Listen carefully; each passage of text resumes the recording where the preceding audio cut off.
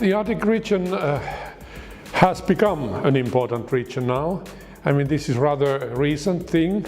There are several reasons for that. So often it's mentioned that it's because of climate change, rapid climate change, global warming. Well, of course it plays a very important role there, but before that it was long-range pollution. When we started to understand that pollutants from lower latitudes are going to the Arctic region, and the Arctic Ocean became a sink of pollutants in 1980s, early 1990s, like radioactivity. But not only that, heavy metals, PCB, DDT, persistent organic pollutants, POPs, and several other things. And then we started to understand the connections between the Arctic region and the rest of the world. And then very recently, well, because there is now easier, better access into the Arctic Ocean, it has become an ocean, and transport it's very important for global world trade, if you can really use the northern sea routes. And then research. I mean, more and more are doing Arctic research because it's very important to understand what is happening in the Arctic region today, because that will be in the rest of the northern hemisphere tomorrow. So I would say that it's a combination of material resources and immaterial human resources, and that makes it attractive. The official agenda is dealing with climate change, sustainable development and international cooperation in the Arctic, but I would add there, climate change is absolutely important. But in addition of that official agenda, the EU is very important supporting, financing Arctic research. Absolutely. And then fisheries. So several EU member states are buying fish from Arctic states like Iceland and Norway. It's very important, so that that kind of trade component is there. But the European Union has had problems to define what kind of policy it would like to have there.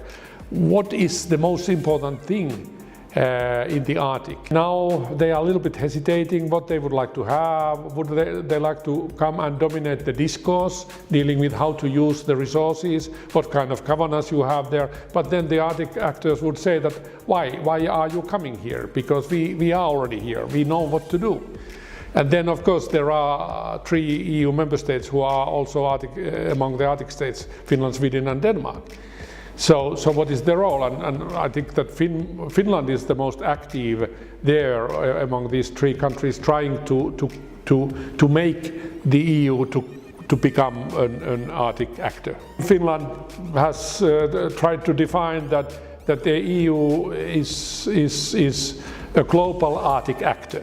So because it can be considered to be outsider, although because of Finland, Sweden and Denmark it's also insider. But in most of the cases it could be considered to be outsider, like China, Japan, and then of course like big EU member states, France, UK, which have and Germany have become very interested in the Arctic.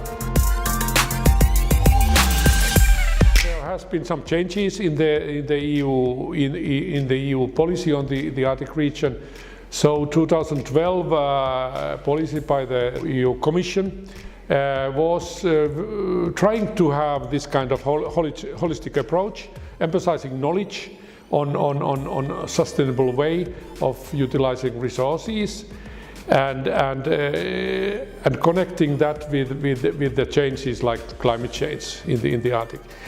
But then 2016 joint policy between the European Parliament and the Commission, that is a bit more simple, and it separates climate change, and it's the first priority, then sustainable development second, and then international cooperation is the third one.